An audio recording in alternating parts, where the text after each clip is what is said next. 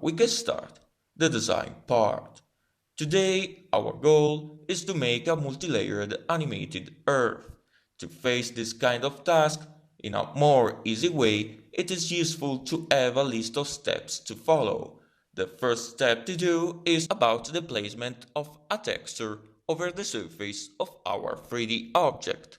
We have already seen how to do it in the 17th and 18th video tutorials. This step consists to define a texture inside our pixel shader in this way. Then we have to get the pixels from this texture by calling the method sample that requires two important parameters. The first one is the sampler object that we will discuss in few moments, and the second one is the 2D float vector in which we have to pass the texture coordinates that we have already seen in the 17th tutorial. At this point, we have the Earth map over the surface of our sphere. There is a problem though. The light is reflected both in the land and the ocean of our Earth. Usually only the surface of the ocean reflects the light considerably.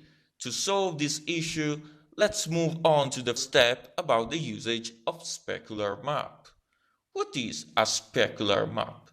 The specular map is usually a grayscale image that defines the amount of light reflected by the various areas of the map. Let's see an example. In particular, let's see the specular map that we are going to use. Here we have two main areas. The white one is the ocean. The black one is the land. White color means that the various RGB color channels are all at 1. For the black color, instead, we will have all the color channels at 0. The value 1 means total reflection of the light. So in this case, the ocean will reflect the light totally. The value 0 means instead that the light is not reflected at all. So in this case, the land will not reflect the light. This will be the final result.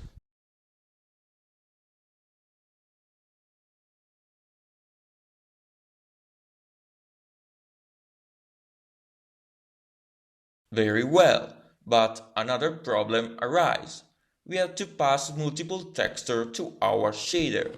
This can be done by rewriting a bit the setTexture method in device context class in such a way to support list of textures. To do that, we will add two parameters. One is a pointer to a texture pointer array, and the other one is an unsigned integer value that represents the number of textures available in that array. Then, as we have already done for the Earth map, we will have to define another texture for specular map in the shader and get its pixels through the sample method. The color retrieved, then, will be simply passed to the ks value to define the specific amount of reflected light of that particular point. Very well. The other step is to add clouds over the Earth map. We will pass the clouds map to the shader in the same way we have done for the previous two maps. And then, in order to add the clouds over the Earth map, we will simply add the color of the clouds to the color of the Earth map, simply and intuitive as that. This will be the final result.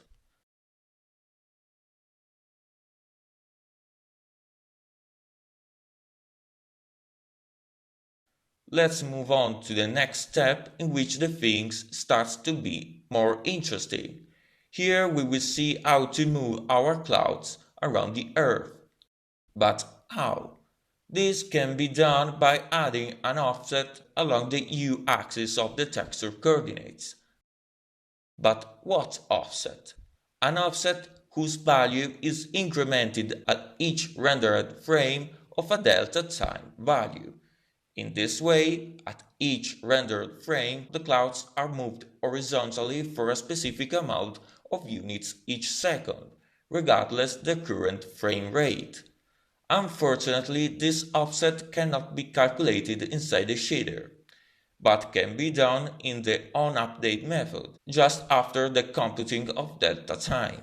This implies to define a float variable inside our constant buffer, in such a way to pass it to the shader, and this is the final result of this step. And here is yet another problem. A really strange effect appears.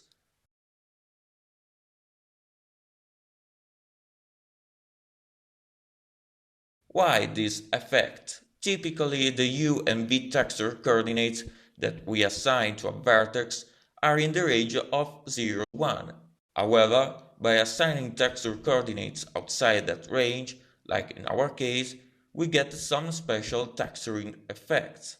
The way in which the texture is handled outside the 0, 1 range can be defined by the so-called texture addressing mode. There are four types of texture addressing mode. The rope addressing mode, where the texture is repeated on every integer junction. For example, if we define the texture coordinates of a quadrilateral in the range 0, 3, we will get this effect. Then we have the mirror mode, where the texture is mirrored at every integer boundary, like in this example. There is also the clamp mode, where instead the texture coordinates are clamped to 0, 1 range, obtaining this kind of effect. The last mode is the border color mode, where it is used a specific color for any texture coordinates outside the range 0, 1. The effect we have seen previously by moving the cloud's texture is the clamp address mode, that is settled by default. But this effect is not so suitable in this case. A more suitable effect can be the rope address mode.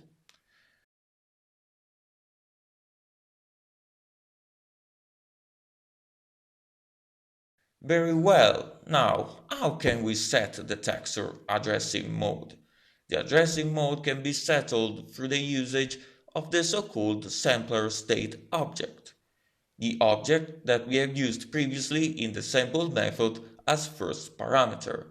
A sampler state object holds the various information that indicates to the sample method how the pixel of a particular texture must be sampled and retrieved.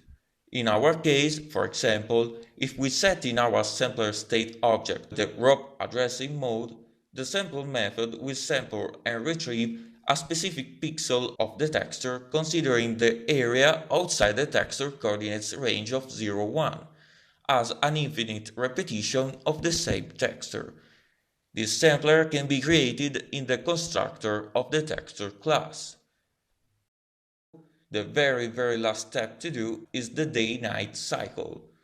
As first thing, we have to load and pass the Earth-Night map to the shader, as we have already done previously with the other maps. Then we have to find a way to apply it on the surface of our Earth. Here we could place the Earth-Night map in the shadowed part of the sphere, and the normal Earth map instead in the enlightened part.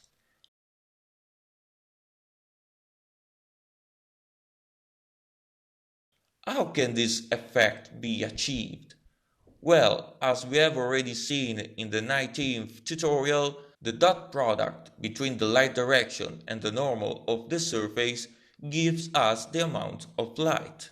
We have the shadowed part when this amount is in the range -1, 0, and the enlightened part when instead this amount is in the range 0, 1. Very well, now we know what is the origin of the shadowed and enlightened parts, but how can we use that amount to mix the date and night maps? We can use an important mathematical method called LERP, or linear interpolation, that we have already faced in the 9th video tutorial. The LERP method needs three parameters: the value A, that is the starting value, the value B, that is the ending value, and the delta value, that indicates the transition between the A and B values. At this point, we can place the night map as starting value, the day map as ending value, and the dot product as the delta value. So, if the dot product is -1, we have the night map. If the dot product is 1, we have the day map. But there is a problem. The delta value accepts only values that is in the range from 0 to 1. So, in order to convert the range of the dot product that is from -1 to 1, we have to apply the formula that is visible on the screen. And here it is. This will be the final result.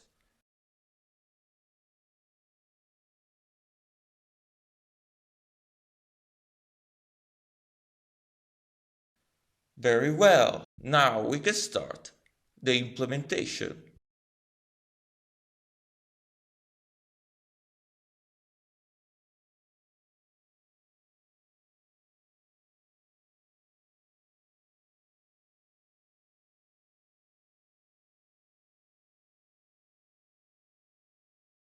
As first thing, let's go to app window C++ file, and in the onCreate method, let's change the sky texture with the stars one.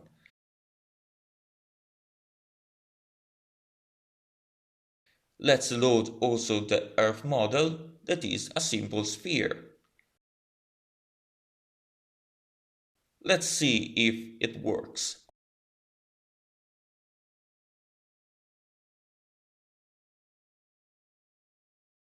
And it works.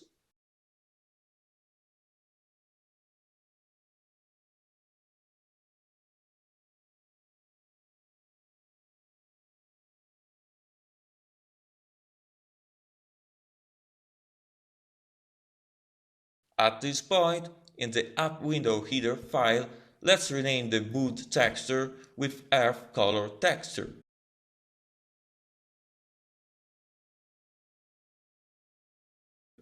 In the C++ file, let's update all the old references to wood texture.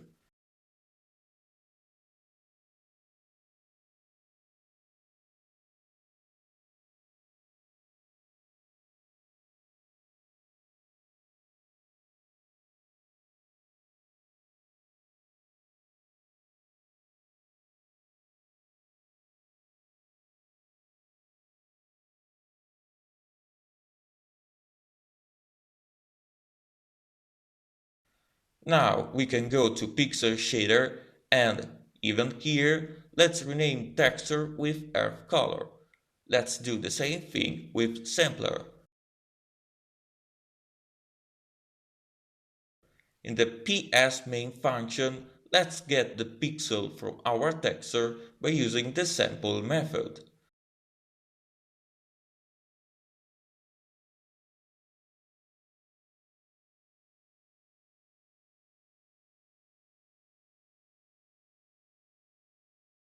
The parameters to pass are the sampler and the text chords.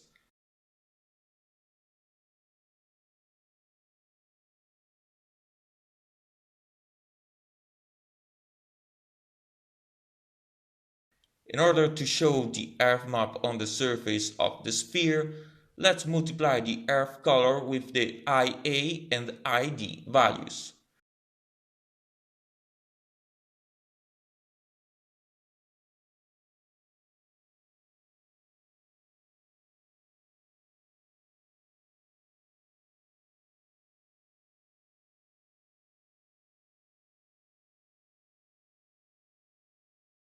Let's change the ambient color in order to be similar to the surrounding environment.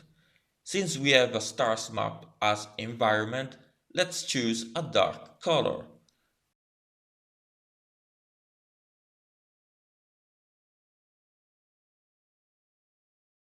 Let's see if it works. And it works. But currently the light is reflected both from the land and the ocean surfaces.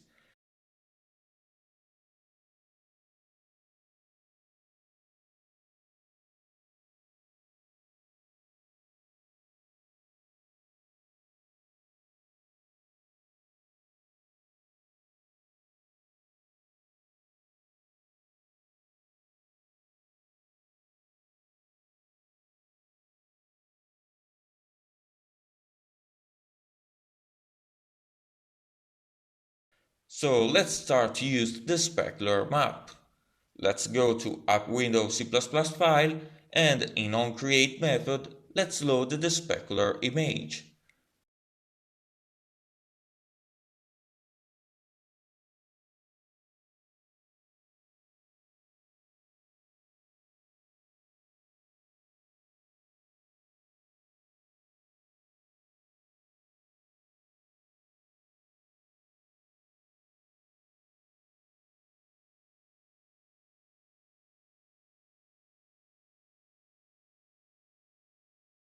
At this point, we have to support the passage of multiple textures to the shader.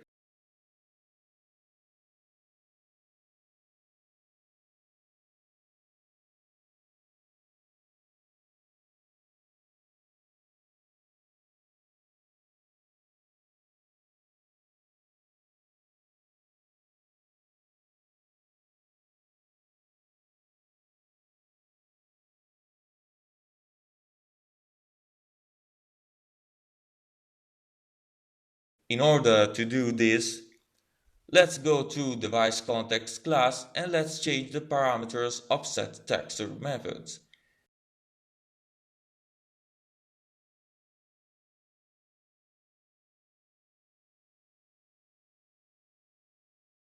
In the two methods, let's substitute the smart pointer texture with instead a list of smart pointer texture. And then let's add the number of textures parameters that indicates how many textures are inside the list.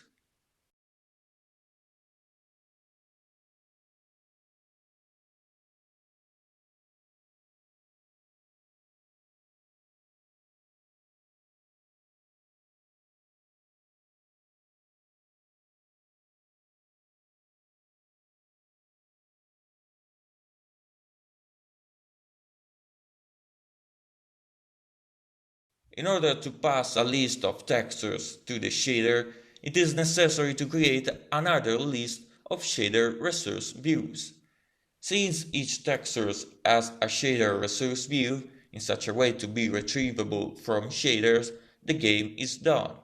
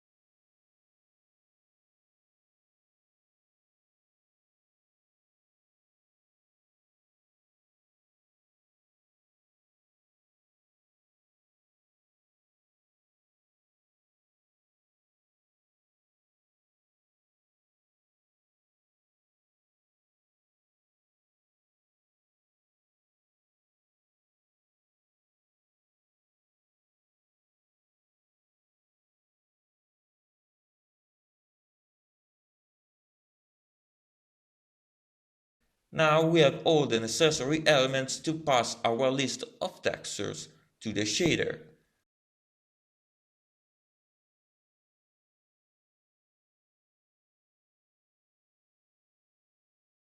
Let's copy-paste the code just written in the vertex shader variant of setTexture.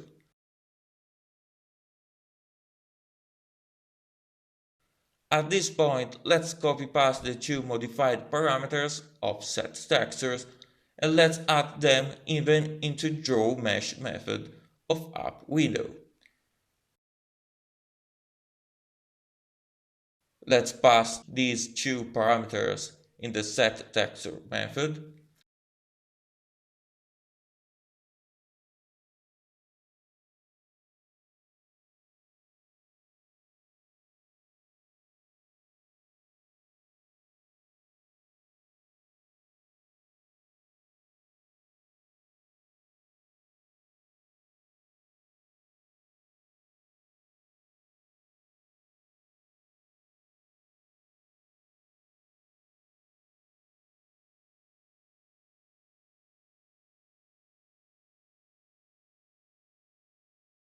Now we have arrived to the moment in which we have to create the real list of textures.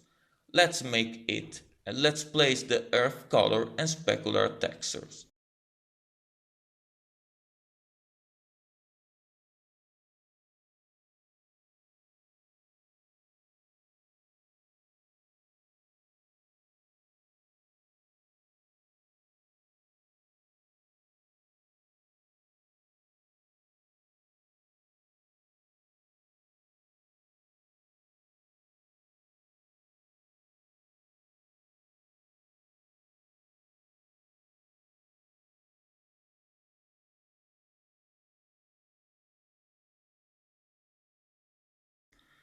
Same thing for the skybox texture.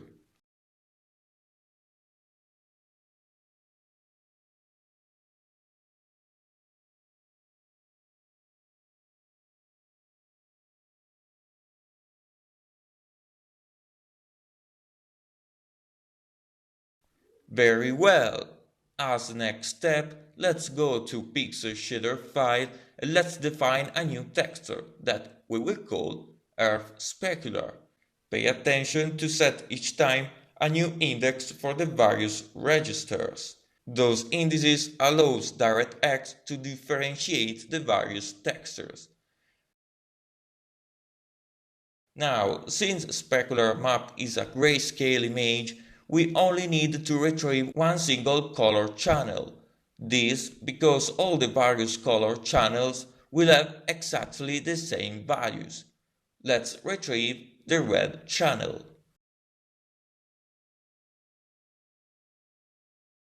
The F specular value will be placed in the KS value that specifies the visibility of the specular light.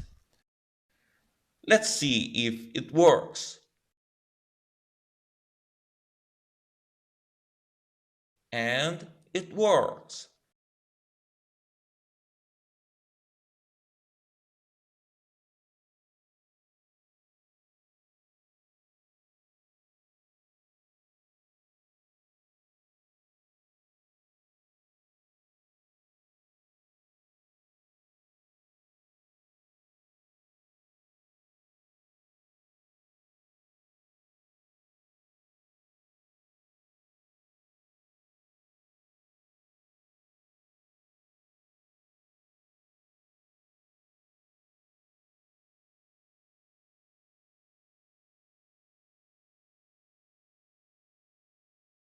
Very well.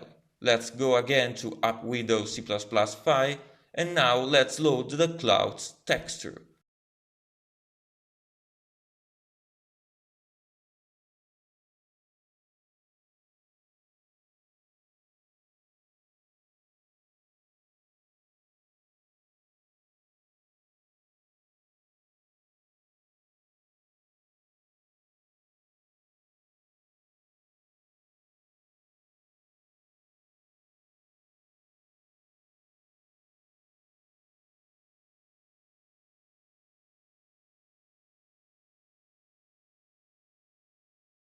Let's do the same things we have done previously for the other textures.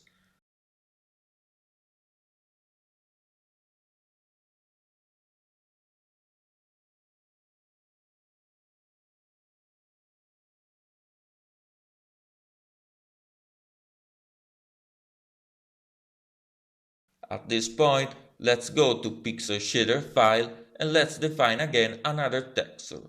Let's call it clouds.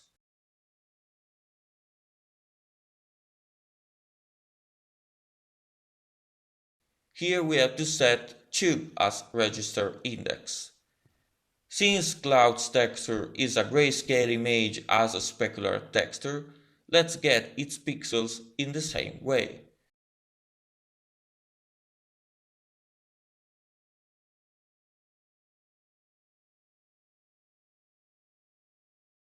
In order to add the clouds, let's simply add the value we just retrieved to earth color in IA and ID.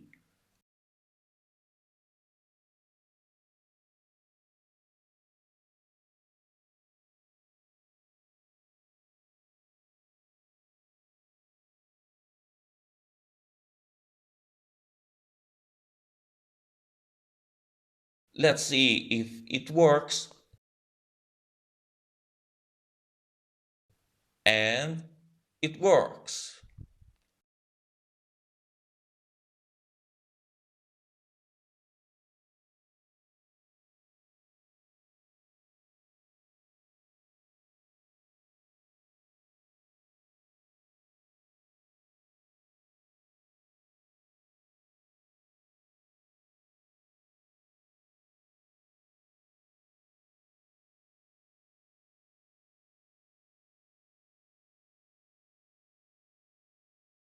The next step to face is the clouds animation.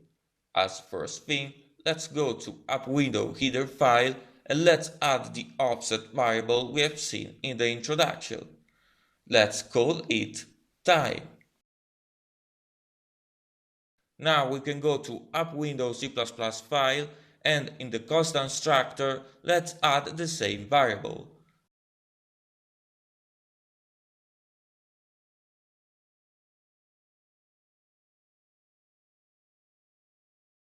At this point, let's go to the render method and just after the computing of delta time, let's increment our new time variable with delta time value.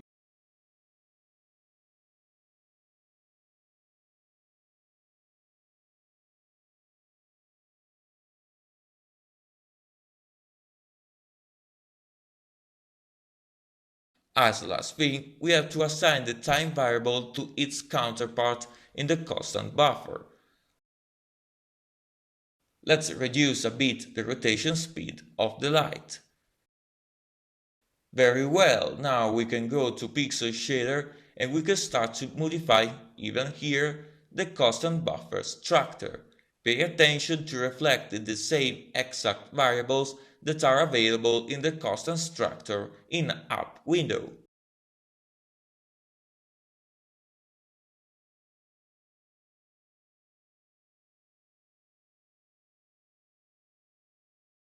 Now we have finally our time variable. Let's add it as an offset in the texture coordinates of clouds texture.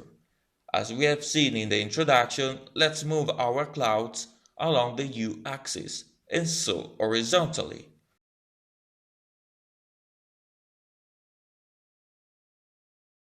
Let's see if it works. And it works.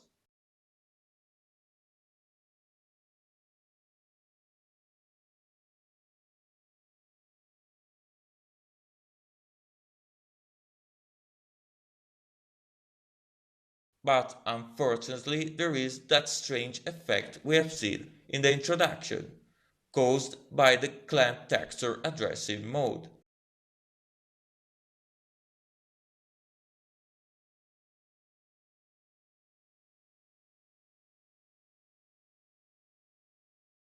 To change it, let's go to Texture class and here let's create the sampler state object.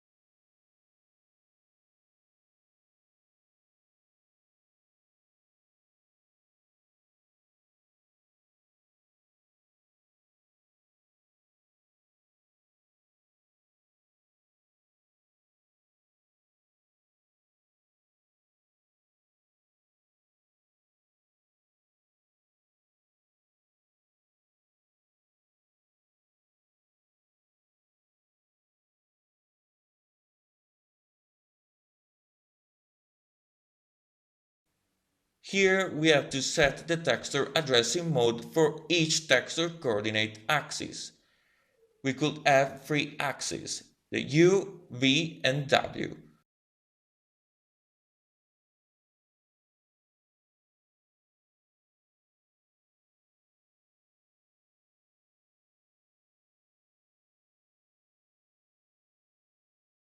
Then here we have to set a texture filter. In particular, we are going to set the anisotropic filter. At the end, let's set the min load, that is usually 0, and max load.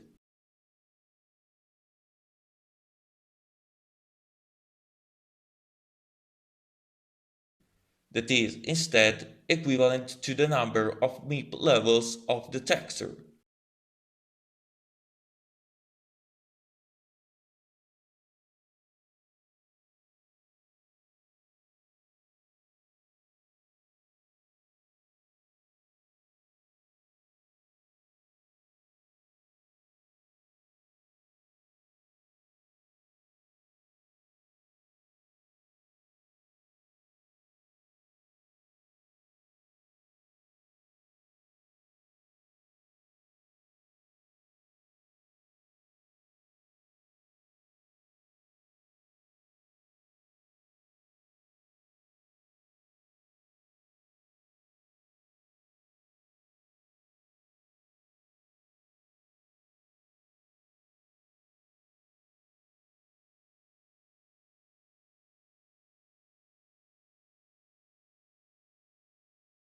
Very well, let's make some checks.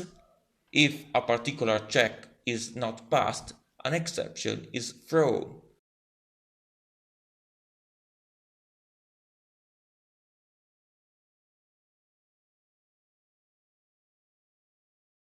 At this point, we need to pass for each texture used its sampler to the shader.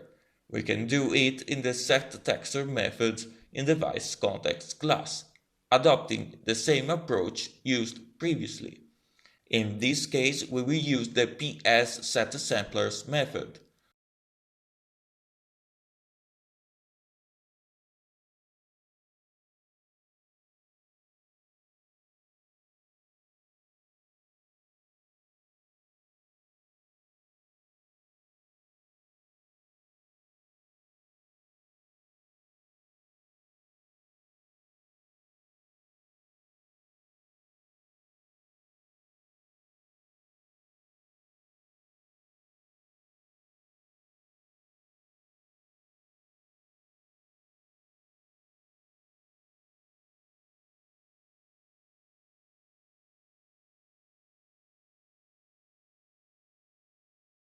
Let's do the same thing for vertex shader.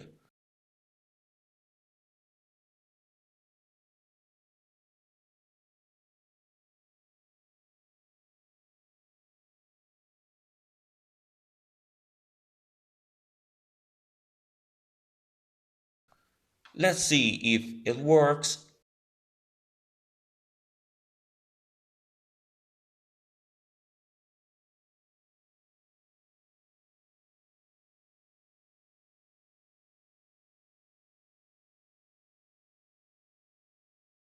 And it works.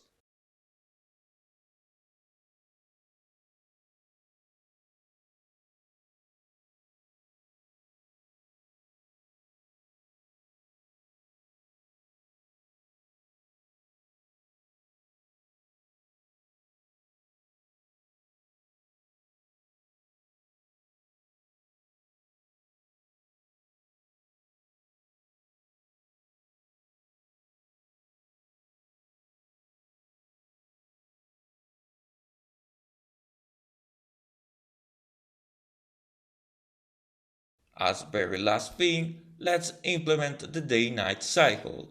So let's load the Earth-Night texture and let's pass it to the shader.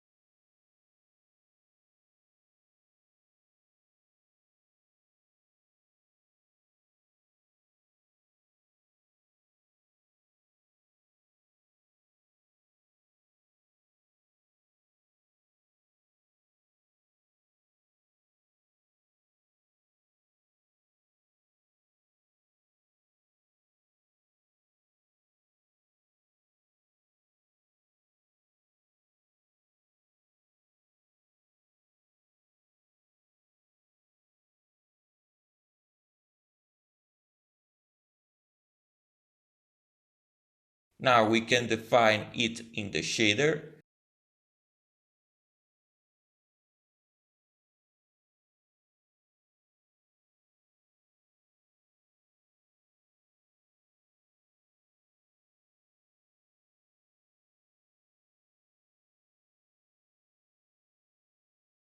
And we can retrieve its pixels in the same way we have done for the other textures.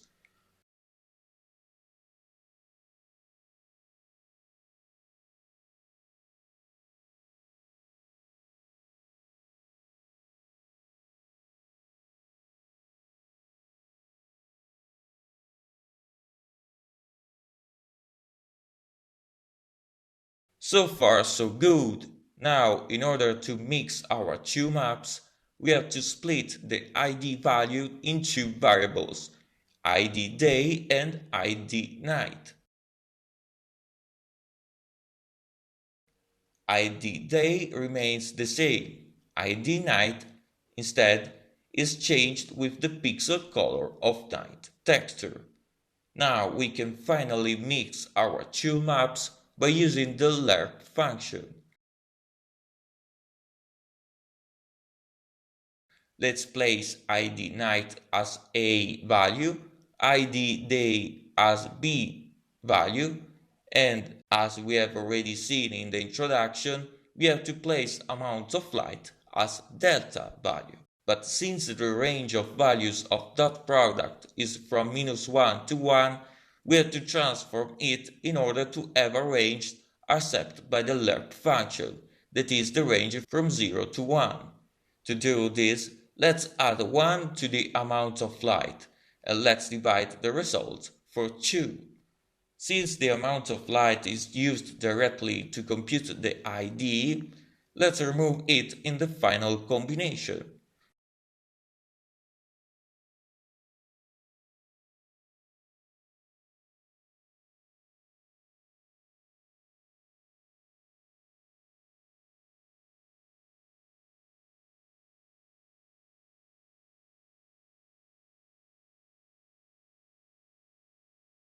Let's see if it works.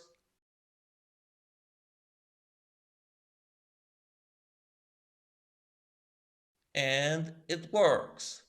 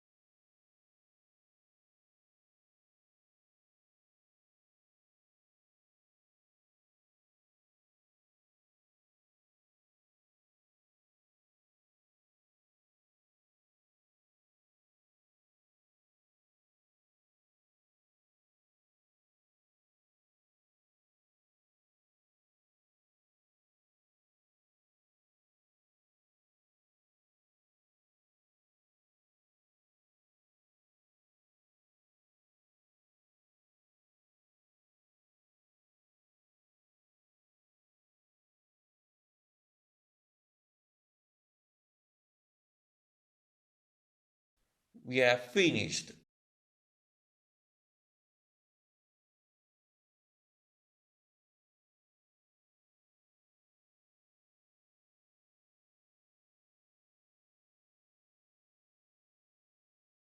As a very last thing, let's move the initial position of our camera 2 units backward along the z-axis, in such a way to see the Earth immediately when the application starts.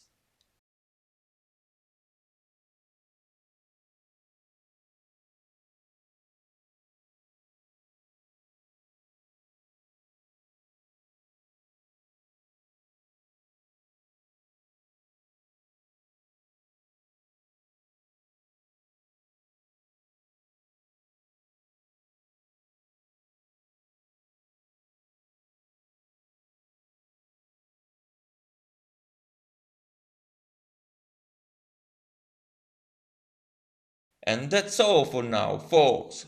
Today we have faced the making of the first special demo of this series about multi-layered animated Earth.